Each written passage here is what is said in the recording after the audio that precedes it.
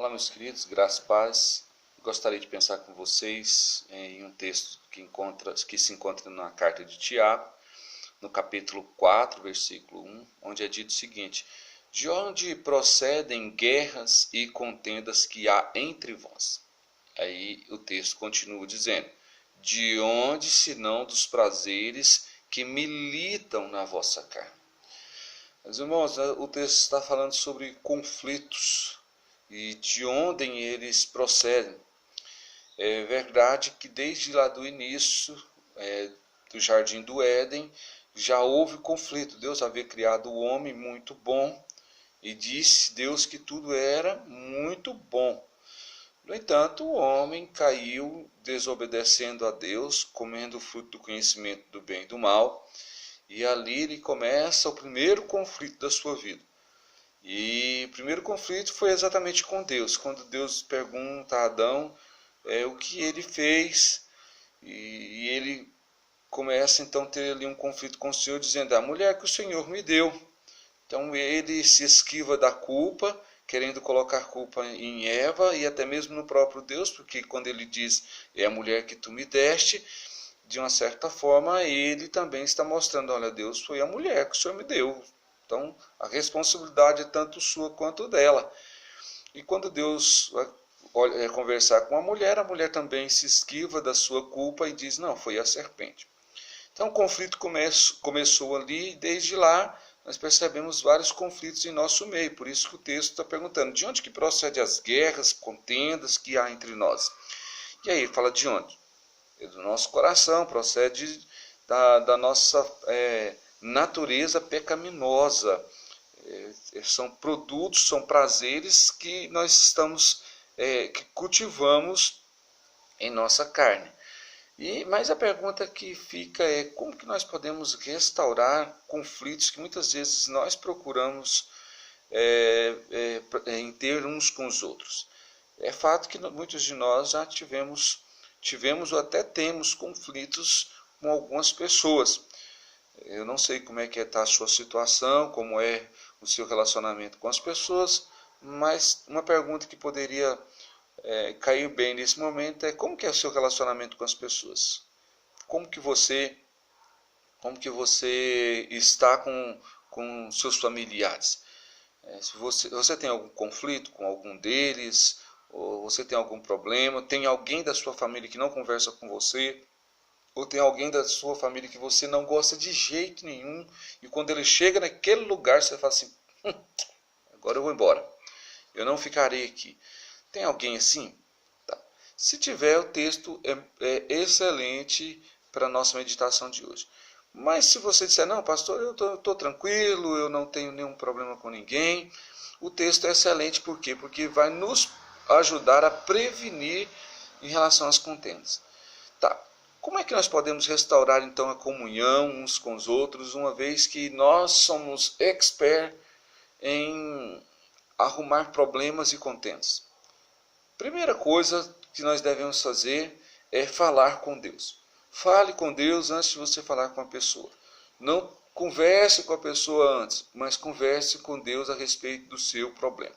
Se você orar a respeito daquele conflito falando com Deus, você vai deixar de murmurar e certamente seu coração estará aberto para uma mudança de Deus em sua vida. Então a primeira atitude é essa: é conversar com Deus, expor o problema a Deus. O próprio Tiago, ele fala que muitas vezes, lá no capítulo 4, versículo 2, muitas vezes nós não temos coisas porque nós não pedimos. E a restauração é um pedido que nós deveremos fazer, que deve ser feita todas as vezes que nós estivermos em conflito com as pessoas. Em suas orações, se você tem um conflito com alguém, você já orou pedindo a Deus para que esse conflito fosse resolvido?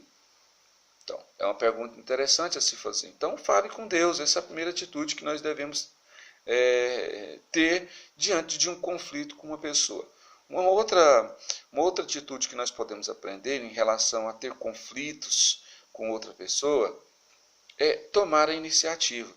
Muitas vezes nós somos levados a aguardar e esperar a outra pessoa tomar a iniciativa.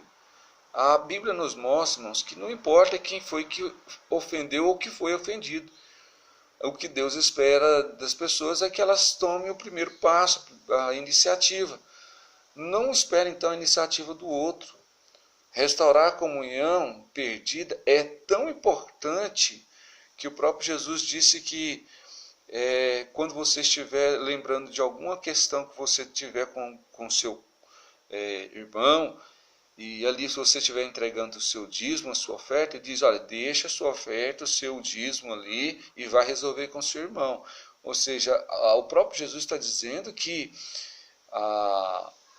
o pedido de perdão, a reconciliação, ele precede até mesmo o culto e a adoração. Então, se você tem que tomar sempre a iniciativa, não aguarde a outra pessoa, faça isso você mesmo. Faça isso você mesmo. O grande problema é que nós aguardamos o outro tomar a iniciativa. Mas há uma terceira lição quando nós estamos em conflitos com a outra pessoa. A Bíblia vai nos ensinar que é preciso nós demonstrarmos compaixão pelo sentimento dos outros. Muitas vezes nós queremos tão somente falar, e muitas vezes ofendemos as pessoas com isso. Poucas vezes nós usamos o ouvido.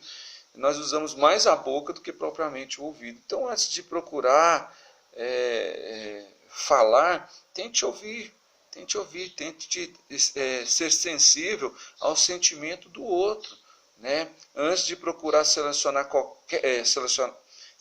qualquer desavença, você deve primeiro levar em consideração o sentimento do outro. A Bíblia vai dizer lá em Filipenses 2,4 que não tenha cada um de vós em vista o que é propriamente seu, senão também cada qual o que é dos outros. Ou seja, não pense tão somente em si, pense no outro. Então, quando você quiser resolver uma questão, pense no sentimento do outro, leve em consideração o problema do outro.